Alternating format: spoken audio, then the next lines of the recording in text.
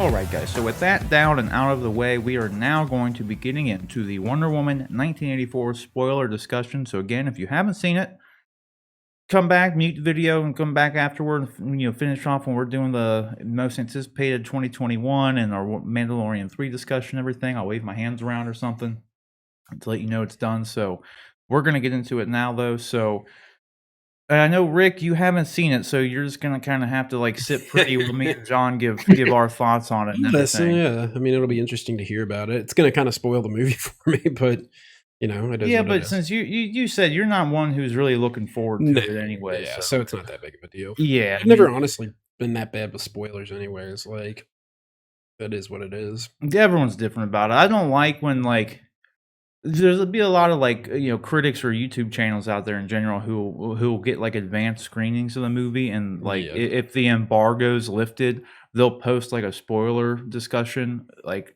3 days before the movies even come out. Like I don't really support that that happened with all the Star Wars movies. I feel like the because new it's ones. like in some things it's just like yeah they're not doing anything wrong because like the embargo's lifted, they're allowed to do it, whatever, so all that's fine. But then like now it's just like out there, so there's just like it just makes it hard for people who are trying to avoid spoilers to actually avoid them when the movie's not even released yet and there's already spoiler reviews out there. So now all these people who haven't even seen the movie can just spread all the information around. So it just makes it hard to Yeah. avoid. So I don't really agree with spoiler reviews. Anyone who does them and releases them prior to it even being released, I don't really support that. I think that's I a get bad that. thing to do I get that. for the community as a whole. But alas, it gets some of the clicks because they're the first ones out there. So I understand why people do it. Get some of the clicks. Get some of them clicks. So, John, I'm curious to see though, because I already kind of said that I didn't really care for the film, and I'll get into like why. But I want to hear your thoughts as to, what did you like about it? Because I know you overall liked the movie, so I want to hear what you have to say about how it hit you. Explain Okay, yourself.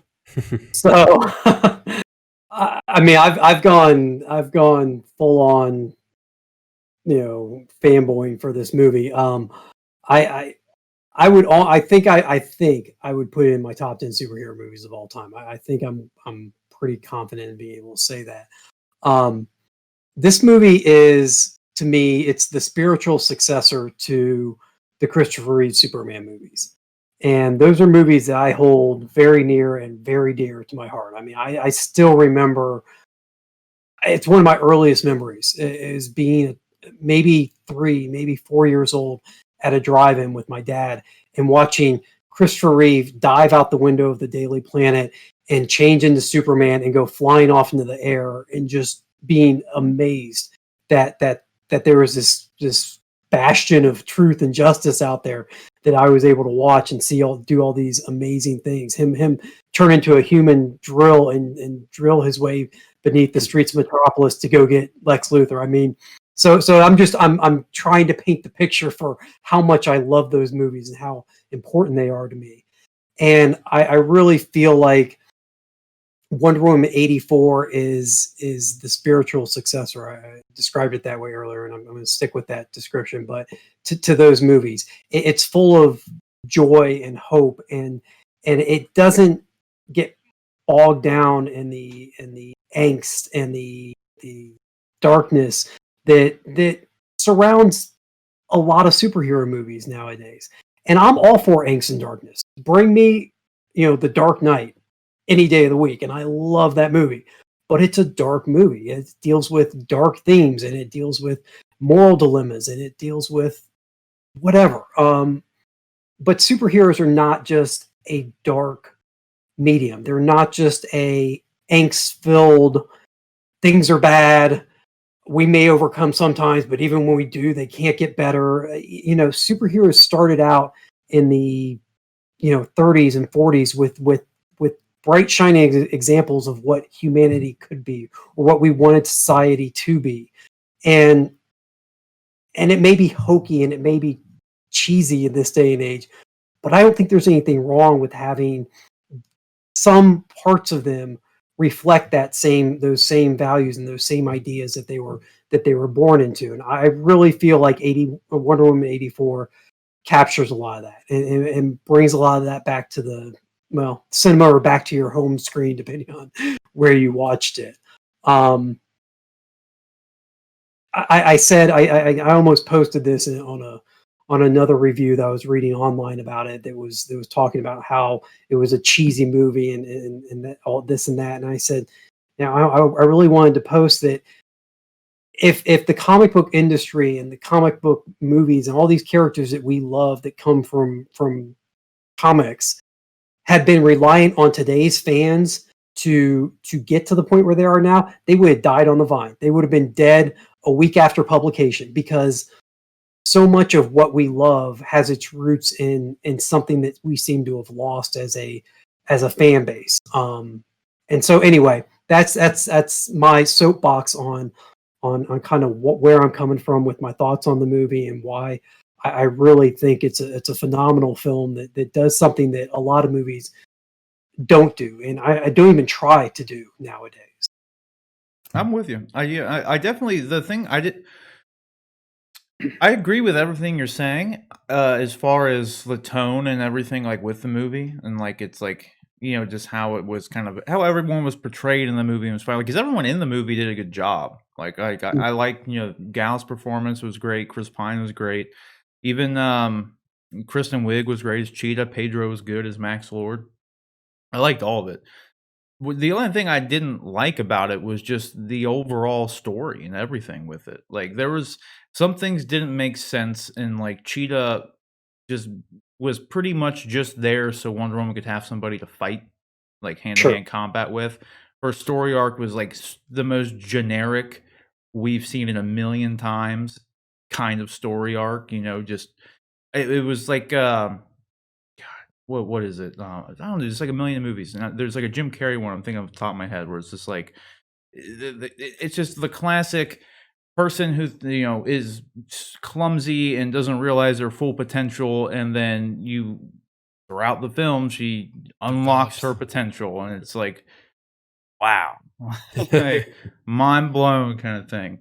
But like, what I didn't like about it, this is where we're obviously John kept his little overview pretty spoiler free, but I'm going to discuss some spoilers here. So now would be a time to turn off if you really don't want to avoid, or if you really want to avoid spoilers. So, but the main thing that I didn't like about the movie was like I said, like the overall plot, like the Dreamstone thing was like, that whole concept. I'm sorry. It was a little clumsy. I think it was a little clumsy. Yeah, and it's just how they did it all was like, some of it like didn't make sense. Like Steve Trevor, like you have the Dreamstone, and anybody who touches the Dreamstone, it's not like a genie you get 3 wishes. It's just like, no, you can just touch it, and anybody who touches it makes a wish, and that's it. Like, and it comes back, and that's how Steve Trevor's back. That's how all that happens. But it's like a kiss curse kind of thing. So as soon as you make a wish, but then you also lose something, and it's like you don't know what it is like right away, but it does happen. So that's just kind of like what you're set up with. But from the beginning, like, so Diana touches the rock and obviously just wishes for Steve to be back. So that's when Steve comes back a couple scenes later, but he doesn't just come back. Like, he literally, there's just some guy there who all of a sudden now that guy is Steve Trevor. So like he's brought back. He inhabits the body of a real person that also was around at that same time. Yeah, and like my problem with that is like, well, one, does this dude have like a family and a job and all this stuff? And it's like, because he's just absent for an entire week essentially. So because as Steve Trevor, he's off traveling the world with Wonder Woman. Yeah, so now Steve Trevor's inhabiting this dude's body and like sleeps with Wonder Woman and all this stuff too. But it's not even actually Steve Trevor. It's literally this dude. Like, so everybody in the outside world who sees this dude with Diana, it's the other dude. When we see him through Diana's eyes, it's Chris Pine and Steve Trevor. And I just it didn't make any sense, because other people who are making wishes on this Dreamstone, like the stuff Pedro does, like Maxwell Lord's character, he makes an entire wall just magically appear, dividing up Egypt. And so it's like, why could Steve Trevor just not come back in his own body? and like, 'cause they don't do anything to further, like, enforce why that couldn't happen. Like, if anything, the whole movie goes on and contradicts why it should have happened. Like, if all these fantastical things are happening due to people making wishes with this dreamstone, how the hell can, like, a dead body just not magically reappear? It makes no Yeah. sense, and then they don't expand upon, like, this dude who Steve's inhabiting and why it had to be that way as a like, it just I don't it didn't make any Well, sense. Like, I and didn't like that. the same thing with, Cheetah, getting her powers, Minerva. She doesn't when she makes the wish, she doesn't all of a sudden get the powers. She has to. They like start emerging over time. She Yeah. learns how to walk. Heals is the first step of it. But like you just said, when the guy wishes for the wall to divide Egypt, it just springs up out of nowhere. Yeah. So yeah, the rules of how the stone works and why it works are played fast and loose. They don't establish that there are rules necessarily. And then even if they did, they kind of are like, yeah, but they don't mean anything. Exactly, and that's the primary thing I didn't like about it, like, the movie overall. It's just, like, the actual story of the movie was executed very sloppily. And most of it didn't make any goddamn sense. And, like, just on a practical level, because everything in the movie, like I said, I liked all the performances. I didn't mind everything that was going on. It was kinda slow for the first like, it's a long movie, and probably for the first hour, nothing really happens. Like, Wonder Woman's not actually Wonder Woman doing anything aside from, like, Yeah. the mall montage, which was kind of useless in itself. It was just, let's try to be like Christopher Reeve Superman, essentially. Like, that's really Yes. much all Yeah. that montage was. And it kinda I It, mean, it it felt sets up the Rock thing, but, like, that's otherwise useless, like, really?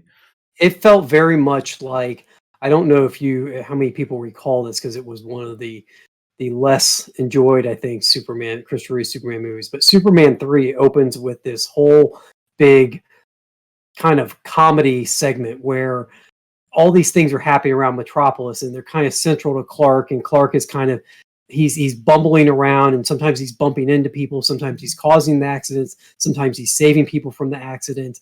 But it's this whole opening montage that happens over the course of probably the first 2 or 3 minutes of the film.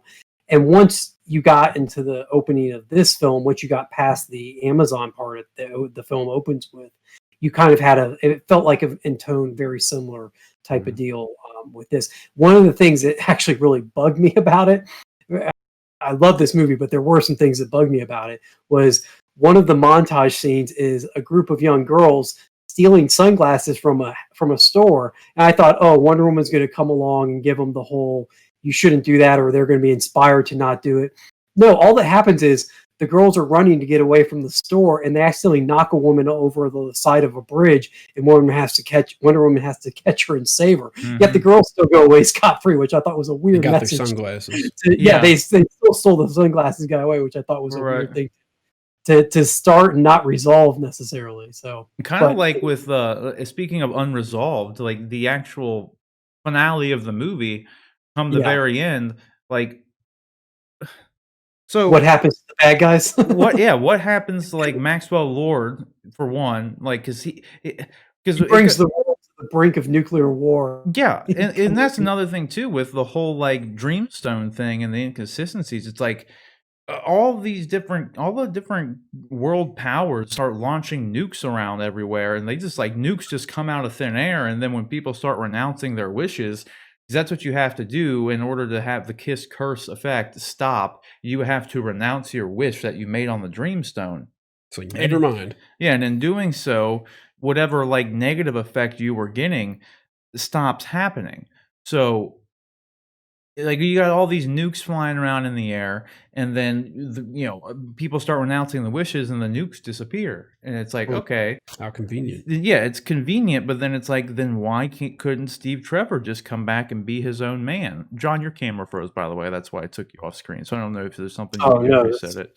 It's a Um, good shot. yeah, you're smiling on this one at the very least. But yeah, so we had that happen, and then so at the very end of the movie, he's going through Maxwell Lord finds, like and that's another thing too, the way Maxwell Lord gets the whole world you're good now, um, there's, like, this satellite that has particles in the air, and so he can touch everybody through the particles from the saddle. It's just the stupidest, most contrived It is. BS thing in the world. It's so It is. dumb. I didn't care at all. Like, it's so stupid. Like, and this is the things that is like, this is why I overall, as a movie, think it's just poorly executed. Like, I just, it's like everything, like a lot of the stuff that, like, some of the things that you like about the movie, I totally agree with. And like, as why I would like it, the things I did like about it. But like, So God, it's like, it's gonna be one of those movies where I'm not able to like discount what you're saying. I'm not gonna be able to say, oh no, it makes sense because of this, or it makes sense. No, it doesn't make any sense at all. But that being said, I think that there's some of the things I was talking about, some of those old school like early comic book things. I mean, you look at comic books from the 50s and 60s, and they're full of Deus ex machinas and contrivances, and if I don't even know if that's a word, but they just, I mean, they just make shit up, and they make shit up, and it doesn't flow consistently from one story to the next, and that's the reason you have, that's Superman, as was originally conceived, couldn't fly, and then all of a sudden he can fly, and so they played very fast and loose with the rules of comic books and superheroes a long time ago, and to some extent they still do today. There's people are constantly retconning things that they don't like or adding things in that they did like, and so from that perspective, maybe because I'm more entrenched in the comic book side of things, I'm not as I can take a movie like this and just enjoy it. Just I'll go along with it just for the ride. I will in no way say that this movie holds up as far as story wise to some of the other movies that are, or some of the other classic superhero movies. Like you take a movie like Logan, for example. That movie has a story where everything is plotted down to the T, and it all makes sense, and there's motivations that make sense, and there's rules that happen, and they don't break their rules, and so it's a good great movie, man. yeah, such a Love good that movie. And this movie doesn't adhere to that type of filmmaking, but I'm okay with it because it's the one pun intended, I guess. It's the wonder of everything that's going on that's more important than the why or the how of what's going on, to me at least, from Right. this movie. Well, that's the thing. Like, and like, I don't know. It's just like it being like this soft reboot kind of thing. And so I don't. In some ways, you kind of get that vibe from it. Just if you see the because it is so different than Wonder Woman 1 and her appearance in BVS. I mean, just tonally, like you're saying, like in the playing fast and loose with the rules and everything is very different than her previous, like the same character in BVS and in the first Wonder Woman movie. The first Wonder Woman movie is like really good. It's like top 3 DC movies for sure. And Yeah. but this one though, I wouldn't have it on that list. It's just too sloppy in my opinion. And it's like, and I'm fine with all the campiness and all the like. I liked all that stuff. Other than like the story plots being like contrived and like not making sense. Like overall, I liked the like I don't know, like the lividity of everything, like the tone of everything. I thought was fine. It worked for the character. Like in the end, like I think it worked. But it's Mhm. just the way everything was executed in the movie it was like lazy. It felt more lazy and sloppy to me than it did kind of like with like what you're getting from it, where you were just kind of able to like roll with it. Like to me, Mhm. it just didn't work. Like I Sure. wasn't able to just roll like because there's like the first Mortal Kombat movie is a perfect example because it's a dog shit ass movie, but I love that movie. I love that Yeah, movie and I'll be too. damned if I ain't gonna watch that movie whenever I come across it on the telly, you know what I mean? Oh, Like, but it's that's a awesome. fantastic movie. Like, It's fantastic, but it's so bad at the yeah, same I time. mean, but it's a god awful movie. Like, and I think everybody will agree. It's like it's either god awful when you love it, or it's god awful when you hate it. But It's like so bad it's good yeah, almost. and it is. Where it's like I can't attribute this movie with that same mindset. You know what I mean? Like, it's there wasn't enough payoff for me to like go along with the stuff that I just didn't like in it. You know what I mean? Because like I said too, at the end of the movie, like Maxwell Lord just kind of literally causes nuclear war and all this stuff, and then like at the end he renounces his wish and just like leaves, and like that's it. And it's like, so he's just cool. Like there's no there. Is he gonna get any reprimanded in any way, shape, or form for everything that just happened? And then not to mention, literally everybody in the entire planet experienced this crazy day in 1984. We just have to they're just cool with it, like, and it's never been brought, like, Bruce Wayne in this world is literally alive right now, and this is kind of the problem, the inherent problem you have with like the connected universe stuff, in all honesty. And I'm totally one who can like remove myself from that, and I don't expect like a big global catastrophe to be happening and just be sitting there wondering like, well, why isn't Batman here to help? Like, I don't have to do that, but like with something like this, literally everybody in the entire planet went through something, and this isn't like a connected universe thing. And you'd think that, like, for instance, in BVS, when Clark and Bruce meet Diana, they would have remembered that day in 1984 when the nuclear war broke out and all this stuff, and Wonder Woman televised herself to the entire world and stopped it all from happening. You'd think they would remember that and not be like, "Is she with you?" You know what I mean? You know what I mean? It's like, because that's another thing that's kind of lazy in my opinion. Because you'd think that just to avoid any of that kind of stuff, they would make the memory of your wish go away once you renounce the wish. But no, they didn't do. Like, everybody literally just remembers it all, and it all happens. So like in this world, like as soon they just remember. as soon as Max renounced his wish, everything should have been reset back to status quo. Yeah, what it was before he had gotten his wish and before he started granting all the other wish. Everything else should have been reset, and that way you're left with people without memories, and it's a much cleaner, much tidier ending. I think one of the things is maybe because this movie was so long. I mean, it's a 2.5 hour film. Maybe they knew it was long, and maybe they and you felt feel like, it. you know what, we're not gonna. Yeah. I felt it. I didn't, but maybe again that was me just wrapped up in.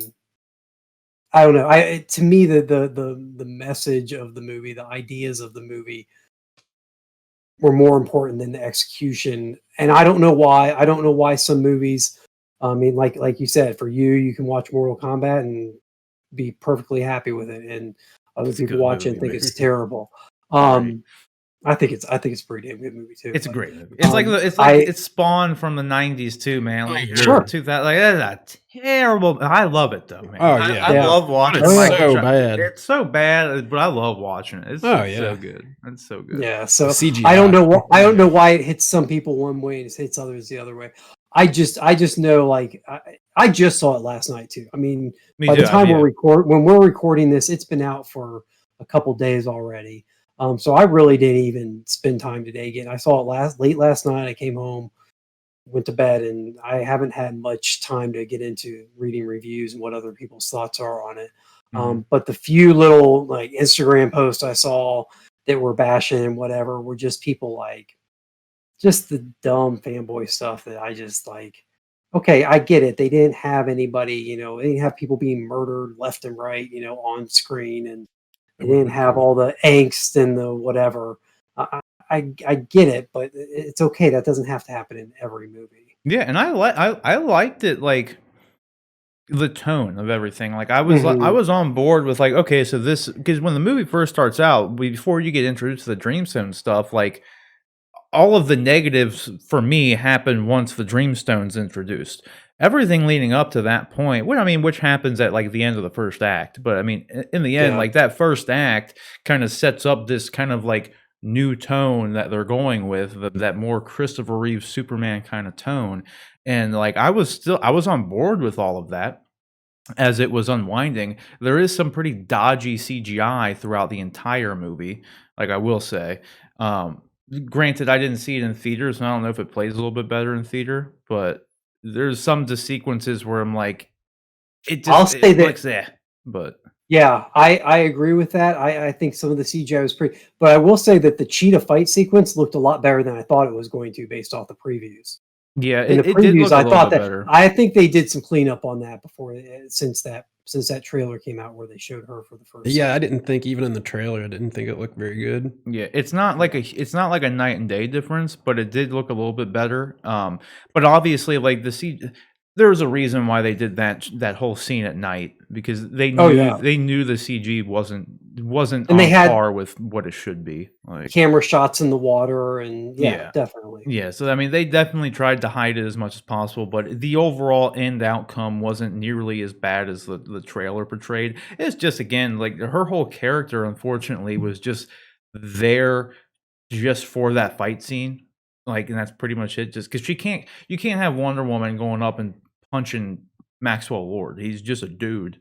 So like, it kind of would have been pretty On boring. Like, On a related note, there was a giant DC crossover that happened back in the early to mid 2000s, and it was called Infinite Crisis. mhm. And there was a story that led up to that, but as part of the story leading up to that, Wonder Woman actually snaps Maxwell Lord's neck to kill him because he is in the comics. Maxwell Lord has the ability to take over other people's minds and make them do things, and he has taken over Superman's mind, is making Superman do things that are bad. And so Wonder Woman, in order to stop him, she puts her lasso of truth around him and says, "How do I stop you? How do I make you stop?" And of course, the lasso of truth makes Max Lord tell the truth, and he says, "The only way you can stop me is to kill me."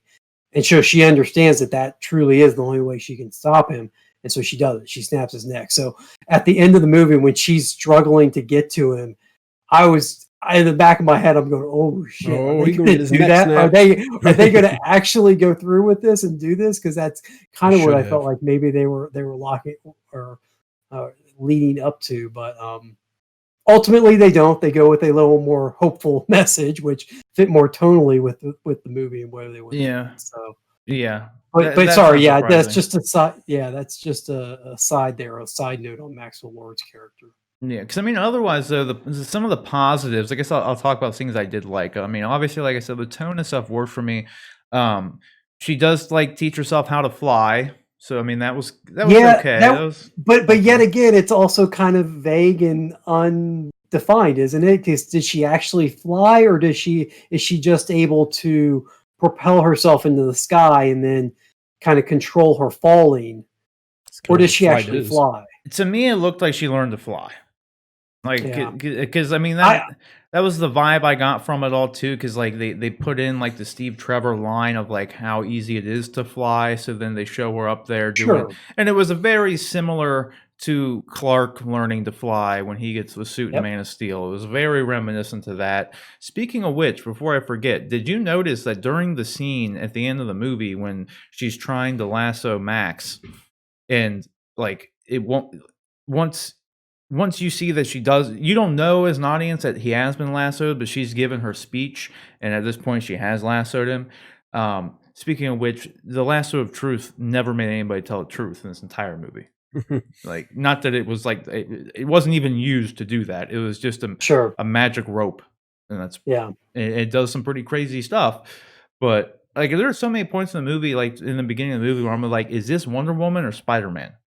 Like, the way she is using the rope, she's just literally web To slinging bounce around, around like, place to place. Yeah. yeah. But during that scene where she's giving her speech and everything on the end of the movie, they were playing the BVS music. Did you notice that? It's the music that is playing during the opening of BVS where well, not the true opening, but the opening where you're getting the Bruce Wayne flashbacks with Martha dying. The music, Yeah. that somber music that is playing over that is what's playing during that scene, which I thought was really weird. Like, it just kinda like because That is I was odd. sitting there listening to it and I was like, "Dude, this is that BVS," and it keeps going on. I'm like, "This is totally that BVS music, like 100%." So it was I thought it was kinda weird because there was no I thought it was gonna mean something. Like, I mean, the Yeah. music fit the scene, but it didn't lead to anything, that would connect it I back to Bruce or anything. So, I I don't did know why not it I did was not playing.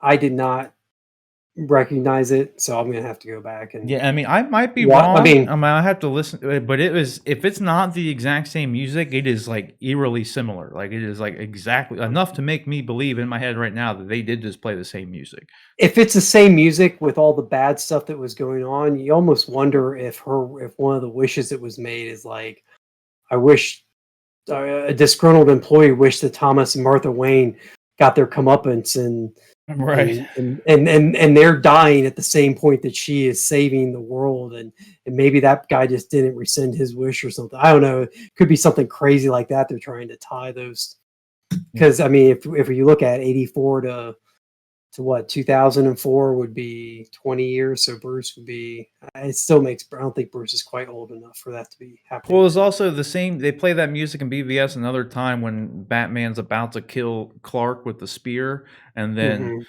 Lois runs in. Like that music's playing during that scene too, if I'm remembering correctly Okay. too.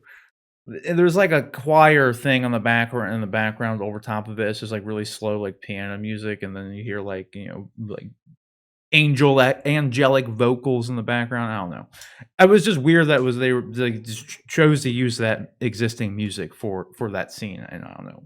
Something that stood out to me. But then also we did get the invisible jet, which I thought was it was kind of cool, I guess, in some ways. But I was fine with it, but I was like, it kind of came out of nowhere, and it kind of goes Yeah. more along with the soft reboot thing because it's like Wonder Woman is just doing stuff in a lot of ways that we had never seen her really do, like the Spider-Man web slinging with the rope. Not to that extent was ever done, and then all of a sudden now she's like making a little Kamehameha wave in her hands to make her plane invisible. Yeah. So Like, there's things in the comic books that explain like why her jet's invisible. I mean, there at one point in the comics, her jet is actually just an Amazonian artifact that can take any shape that she needs it to.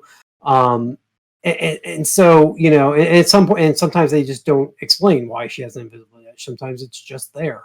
And so I'm guessing they felt like they had to decide or had to explain why it existed.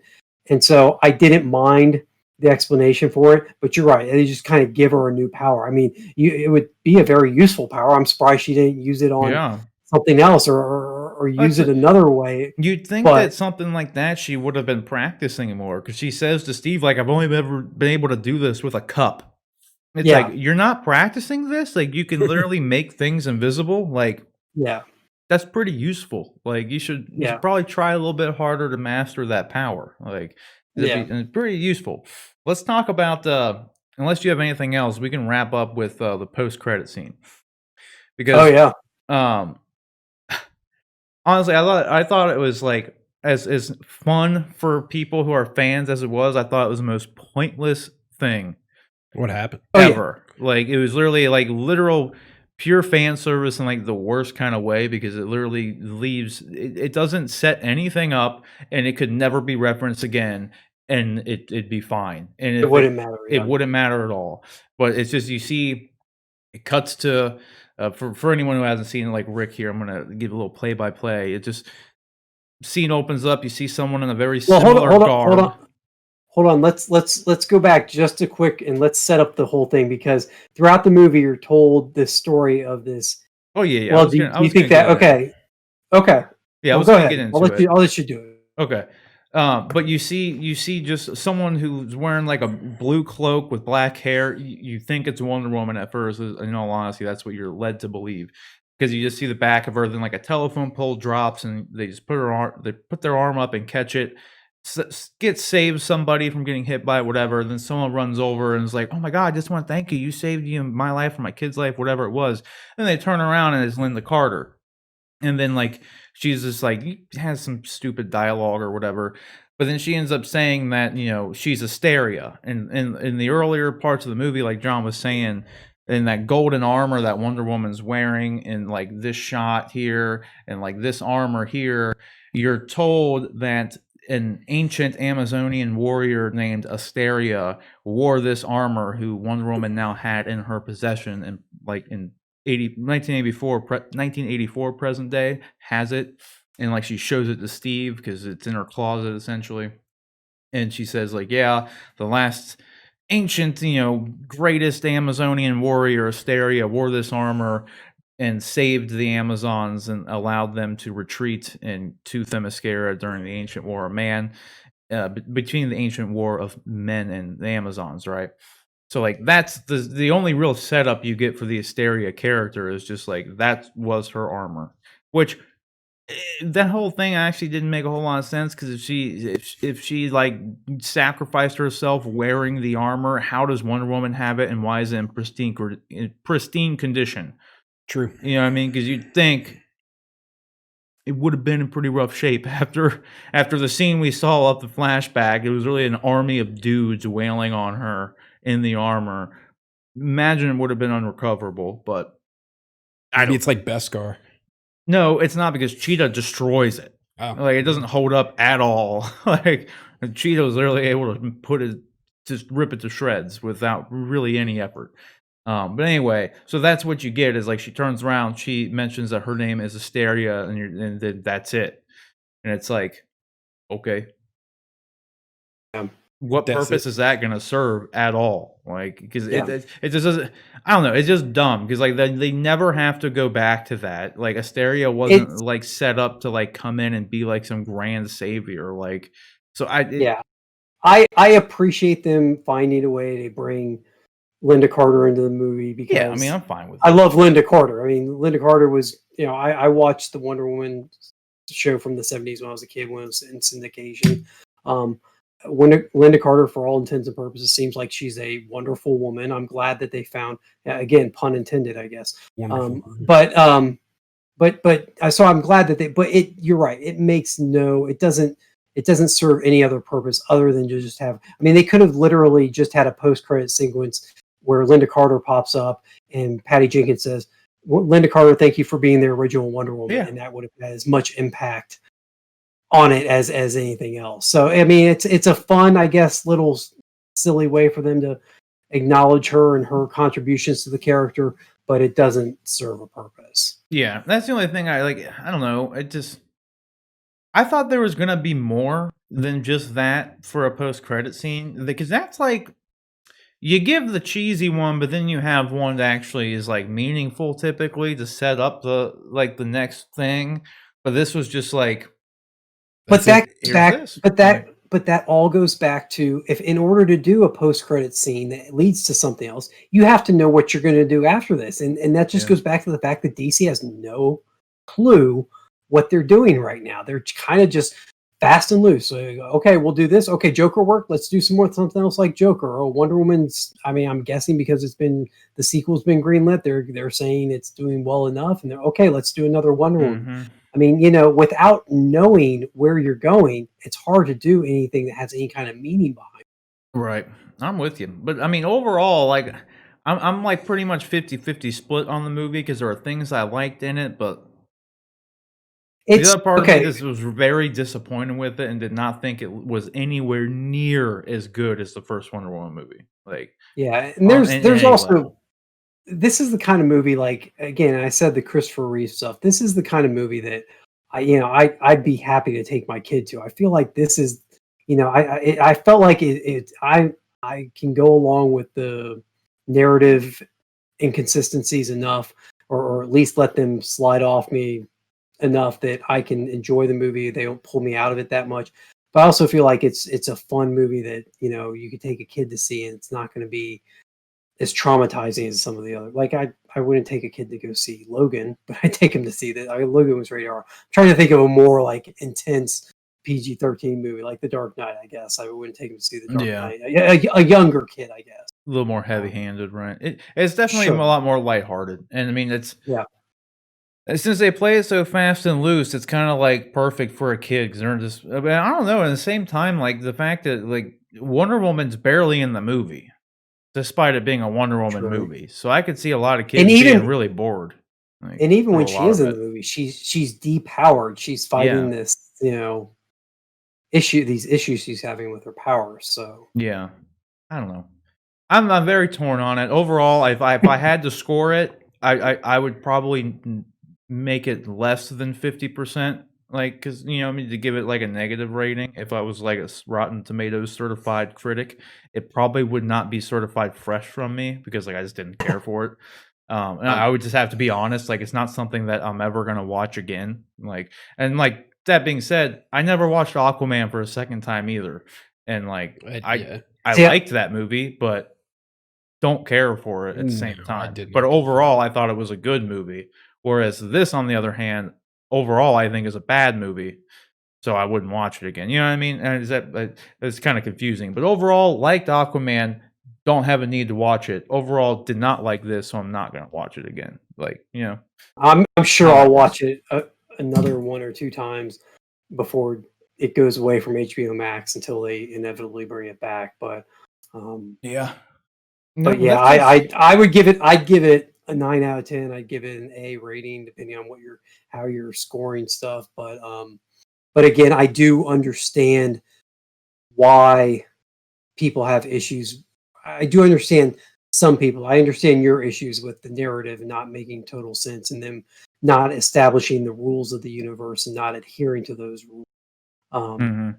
which that can cause issues and take you out of a movie. I completely understand that critique of it. Yeah, because I mean, I try to whenever I rank any kind of movie or trying to like judge any kind of movie, I try to be as like I don't know, unbiased as possible and try to just because I'm a huge DC fan, so I'm gonna be very partial to a DC movie. Then and very like I love Star Wars, so I'm gonna go watch those movies and I'm gonna be I mean, it's very easy to become biased to the properties that you just inherently love. So a lot of times I try to just judge a movie on like basic concepts, like how they execute the plot. Was there a simple, like a coherent narrative to follow? Did the CGI Mhm. look good? Was the story good? Like, well, that kind of stuff. The acting, like I said, all the performances in the film are fine. They did the best they could. I just don't think the script was very good, and what they did with the script, I don't think was executed very well.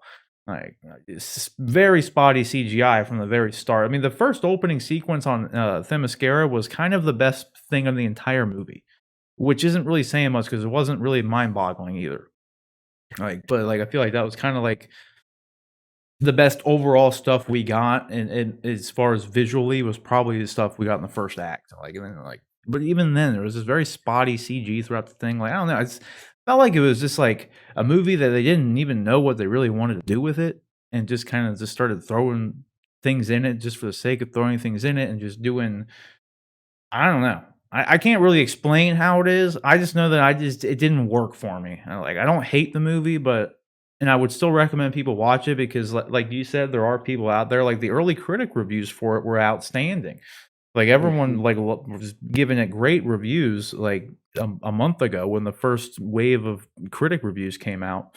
But like now that more people have seen it, like you're saying, you're seeing a lot of people, trashing the film and not liking the film, and it's starting to come out a lot more. But I'm just kind of disappointed because it definitely wasn't as good as the first one, and like the first one was just like a really good, just solid movie outside of Wonder Woman. Just the overall story they told was really good, in my opinion.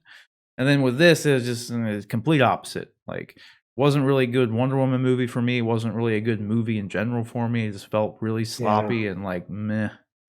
Like I Well, don't know. that goes back to I'm kind of curious what they're going to do with the next one because I Mhm. think that the tonally they couldn't do what they did with this movie set in the modern age. I don't think the the the hopeful tone of this movie um, would have played the same had it been set in the present day. So I'm curious how they're going to modernize those ideas and those things to bring it forward. I think the 80s, I mean, there's a lot of people too that like there's a lot of people that just miss the 80s, or there are people that were young in the 80s and don't remember them that well. And I think the 80s were a goofy time. I mean, they were just a real goofy time, but I think you could play kind of off of that. I don't know. I don't know. The world seems much more serious now than it did in Yeah. the 80s. And Right. so I think tonally setting it there made perfect sense to do that. But this is a long way of just me getting to I'm really curious to see what they do with the character, what kind of tone they bring to the third one, and how if it plays better. I'm also curious how quickly they're going to make them try and get it made, because as you saw with this one, and as you pointed out, narratively they obviously need some more time to kind of shore up their story structure a little bit and make things not so kind of fly by your pants. Hmm. Yeah, a little bit, and which is interesting because this was a writing credit wise, it was both Jeff Johns and Patty who Patty, like yep. literally wrote the script. So that's another reason I was kind of disappointed with it being such a sloppy like story, because it's like you had Patty and Jeff Johns. Like you'd think that this would have been a little bit more coherent, but I don't Oh, know. Like, not that it's like confusing. It's just that like it genuinely doesn't make sense. And like you said, they didn't establish the rules to it. So things happen for some people, but then like for whatever reason doesn't or can't or just won't happen for other people. But it's like you're seeing this. There's just too many inconsistencies with it. You know what I mean? It's not like they set up rules and broke them. It's that they didn't set up rules, and the things they were showing you just start to not make sense as you see all the like just hodgepodge of things that are being done, you know? So I don't know. I'm still excited for Wonder Woman 3 though. So Rick, after hearing us kind of like me not like it and John like it, where are you at with wanting to see the movie at this point? Any Not, more not very high up on the scale. No? No, I mean, for entertainment purposes, maybe, but it's not something I think I go out of my way to go watch. Yeah, Just I can't blame for Wonder Woman. Gal Gadot, Patty Jenkins. I'm sorry, I tried. Yeah. Obviously, I failed miserably. I like Don't point to me in this video as a way to get people to watch. Well, that's this thing. Like I said, I liked everybody in it. So like I like Patty Jenkins. So I'm still looking forward to seeing what she does with the next installment. And like she has kind of said before, the next one would bring her into modern day. So like you said, I'm definitely curious how and what they're gonna do tonally with the movie in general, having coming off of this movie. So we'll just have to wait and see. But question is, guys, what did you think about Wonder Woman 1984? Do you more agree with like me, and that the just the overall narrative and everything was just kind of too sloppy, didn't hold your attention enough, and you just didn't think it was executed enough to give it a certified fresh rating, if you will? Like myself, I probably would. I definitely rank this of the DC movies, not up there on the list. But John, he said it could be one of his best movies, best comic book movies he's ever seen. Like, he really enjoyed it. So there's gonna be, that's the subjectivity of film right there. So I mean, you like it, love it, hate it, whatever you think. Let us know down in the comment section below.